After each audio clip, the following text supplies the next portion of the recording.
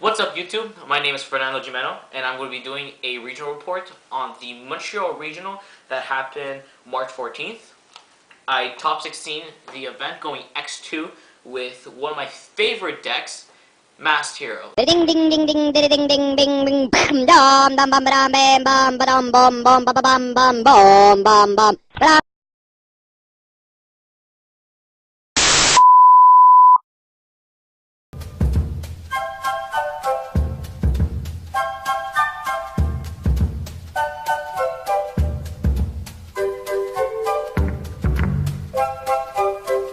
Okay, so this is the deck profile of the deck I played. I played, for obvious reasons, 3 copies of Elemental Hero Shadow Mist because he's your main play. I don't think I need to explain to you guys. And then 1 copy of Stratos because it's really good and it gives me pluses. And yeah, it's a pretty good card. I'm joking, guys. I'm not playing this. I don't want to get DQ'd. In all reality, 2 Mobile Man because it's really good, Alias because you need to, and 1 wild card to make Masked Hero Diane because Masked Hero Diane is amazing. It's so good. So that's my hero lineup. Not very big, as you can see. Rest of the monsters, I played 2 Monk, obvious, 1 Goblin Bird, again obvious, and then 2 copies of Trap Trick to my Remalio. This I'll have to explain a little bit. The reason I really like the Trap Tricks is because it's a card that will get me more stun / control cards, and I'm playing a stun / control deck. So why wouldn't I play that when it's going to give me consistency and pluses? And at the same time, it increases my monster count, therefore reducing the amount of brick hands I draw. And not just that, but Trap Trick to my Remalio fixes brick hands. You can draw anything in the deck, and then you draw a Trap Trick. Not only do you have a play, but you're getting more cards and you keep your opponent at bay until you can get a hero play going. So that's why I play it. So yeah. But then that's the monsters. 12 monsters, not a lot. For the spells, I played 3 Mass Change. You have to. 1 Mass Charge. It's one of those cards where it makes your good hands better, your bad hands worse. So I only play 1 because it can also contribute to brick hands. Then 3 Hero Lives. I actually don't really like this card, but I have to play it because it fixes brick hands, and it's a 1 card Dark Law. But the reason I like it is because I have to pay half my life points. So that's the downside. But either way, like, how can I say, like, it pays off because it gets your entire deck going, and not just that, but in late game, it can help you OTK your opponent or just finish him off if you've already done some damage. So 3 Hero Lives is mandatory at this point. 2 Miracle, I don't like playing 3 anymore because it contributes to brick hands, and I don't want to be drawing all the time because of the whole breaking hand thing. And also, like, early game, you can't really resolve it effectively. So I only play 2. Then 3 Rhoda, obvious reasons. 3 Space, obvious. And then the 1 of spells, Snatch Deal, Regeki, and Book of Moon. Book is amazing in the main because it's an out to the Djinn lock, and also it's good against Burning Abyss, so I love it. Traps, I play 1 Tiny Space Trap Hole, 1 Bottomless Trap Hole. These are really, really good. For obvious reasons, they've always been good, and they're searchable because of the Trap Tricks. Oh, and also for those who might be thinking, although I'm playing 2 Trap Holes and 2 Trap Tricks, I've actually never had a situation where my Trap Tricks were dead because the games are so fast now that by the time something like that would happen, the game is probably over at that point. So the ratio of 2 Trap Tricks, 2 Trap Holes is working out fine, and I've never had a problem with it. The rest of the traps, Football Haunted because Shadow Mist is back. Search, also it's good if you want to blind MSC but you don't have an MST, you can go call the Haunted to get the Trap Tricks and then use the Trap Tricks as effect pop. Things like that. Then I played 2 Call, not 2 Call the Haunted, I already said that. 2 Mirror Force because it's good against Necros, and also this format, there's a lot of rogue decks going around. I mean, this is a rogue deck in itself. So Mirror Force is just good against those rogue decks, and even like in the mirror is just like amazing. I played against a very good player, Bruce Lee, not dead Bruce Lee, the one that's still alive, plays Yu-Gi-Oh! we were playing the mirror and he told me quick because he was maining this card and I would attack and he would go like mirror force. I was like, oh crap. So yeah. Also shout out to Bruce Lee for being such a nice guy. 2 Vanity's Emptiness. Vanity's Emptiness is really good. It's a staple at this point. And then 1 TT and 1 Solemn Warning for obvious reasons. So that's the main deck. It's 40 cards. I play 40 cards for max consistency. For side deck, let me just get it up. Give me 2 seconds, please. Alright, so side deck, I played 1 Mind Crush because I needed a one-of single card that's good on its own. So I was like, why not Mind Crush? So yeah, and then 3 Flying Seas for Burning Abyss, obvious. 3 Twister, 1 Fairy Wind for Coldford. I've seen a lot of people play 3 Fairy Wind, which I think is wrong, because a Twister is so much better, especially if you're going second. Like, if you're going second, you want these instead, because if, let's say I activate Hero Lift and he goes Vanity's Emptiness, I can't do anything with a Fairy Wind, but I can do a lot with a Twister. So, that's why I side 3 Twister and only 1 Fairy Wind.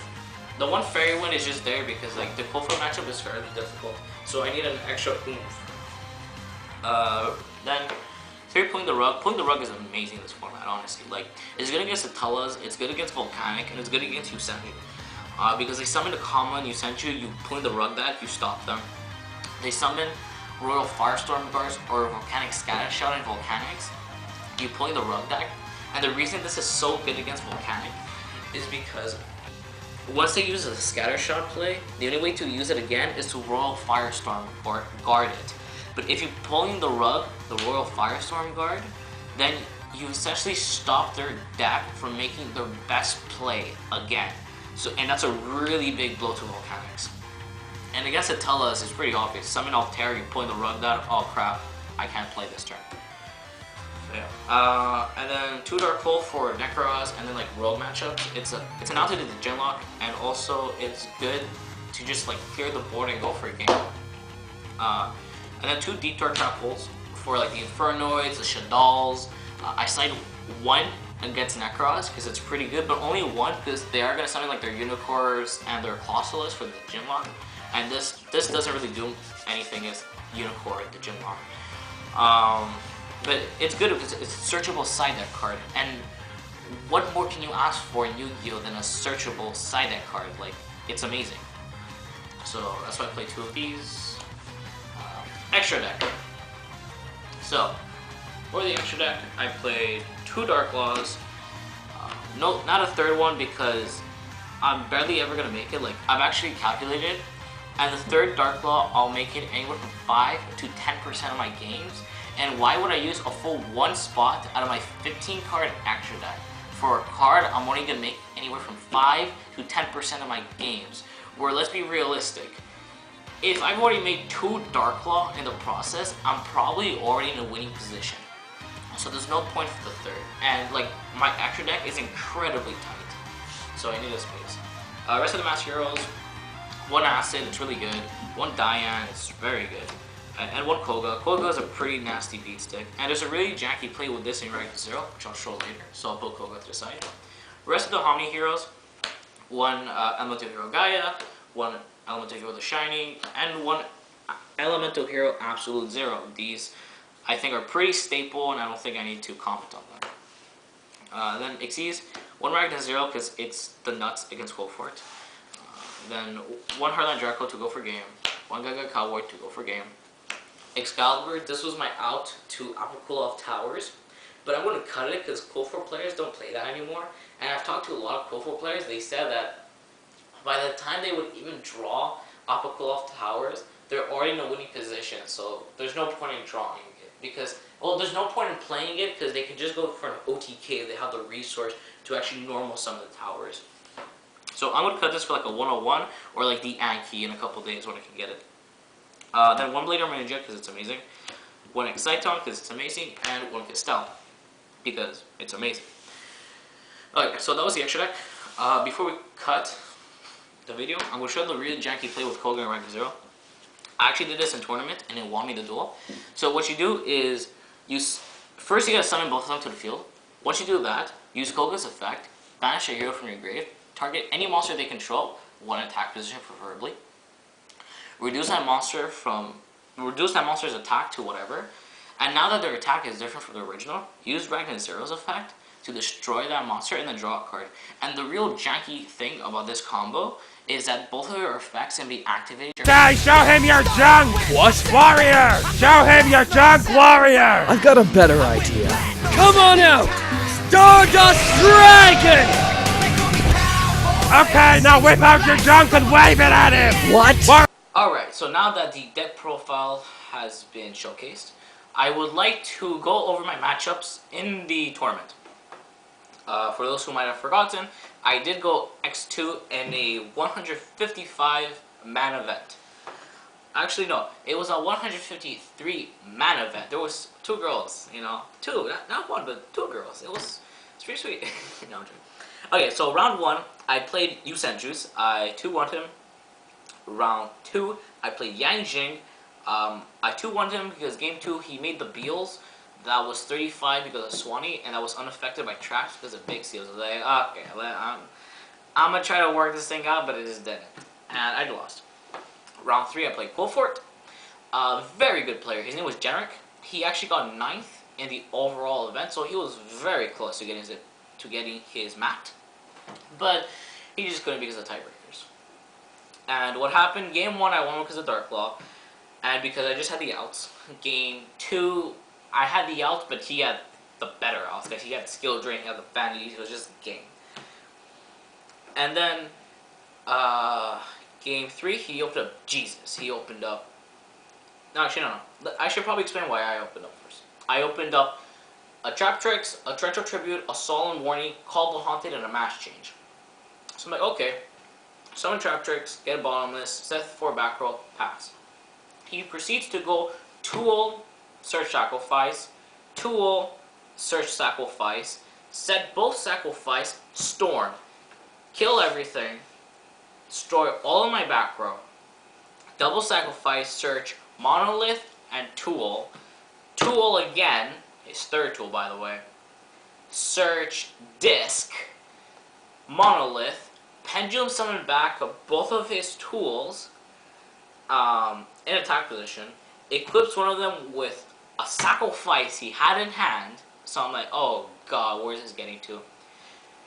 Sacks it off for a disc effect, special helix carrier, and of course sacrifice search one because you're doing all the searches. And then he proceeded to FDKing me. I was like, wow, just wow. And I was, that. But I was fine with him. He's a very good player, and he was also very friendly about it. And we actually talked to each other over the course of the tournament. He was a very cool guy. Round 4, I played Ritual Beast. I 2-0'd him.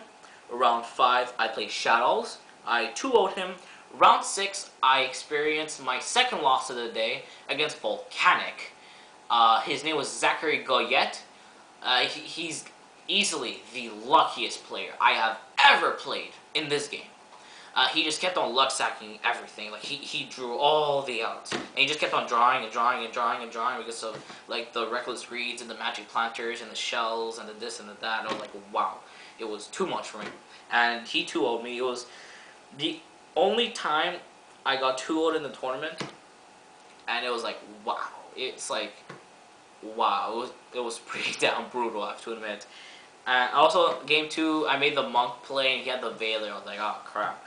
So he won, and that was fun. He actually got 4th in the overall event, so that was pretty cool. And one more thing, Zachary, your brother is Patrick Hoban. Okay, now that we've got that settled. Round 7, I played a very good player, Dave K. He is very accomplished with the hero deck. At least I would like to say that he is. He actually helped me fine-tune my build, and he actually did help me. And he was playing Burning Abyss, and I beat him 2-1. Game 1, I made Dark Law. I won from there. Game 2, he just spammed, and that was the end of that. And then Game 3, I opened up my side deck cards, and I made the Dark Law, and then that was just GG. And after the match, he told me that I played very well, which I kind of I got a little giddy inside, because like, wow, this is very good players telling me that I performed very good. So it's like I was very flattered, and I asked him advice on my siding, and he said that I didn't like my siding wasn't terrible, but it could have been better. Like my reasoning was fine, but he told me that I didn't take into account that the majority of the time I'm gonna have dark law, which he was right, and he showed me what to side exactly, and I was like, "You're right on that." My phone is ringing. We're gonna ignore that. So I just won that game. Round 8, the last round, I played Quillfort. His name was Sean Grenier. I hear he's a very good player from Ottawa, but I don't know. I've never gone to locals in Ottawa. And I 2-0'd him. He was playing Quillfort. Game 1, he actually got a game loss because one of his Quillfort carrier was supposed to be in his side deck, but when we got deck checked, they found it in his main deck, so he got a game loss, sadly. And then game 2, I just beat him down because I don't know, like I felt that he was anxious, so he made some very questionable plays, and because of that, he just threw away the game, and I just won.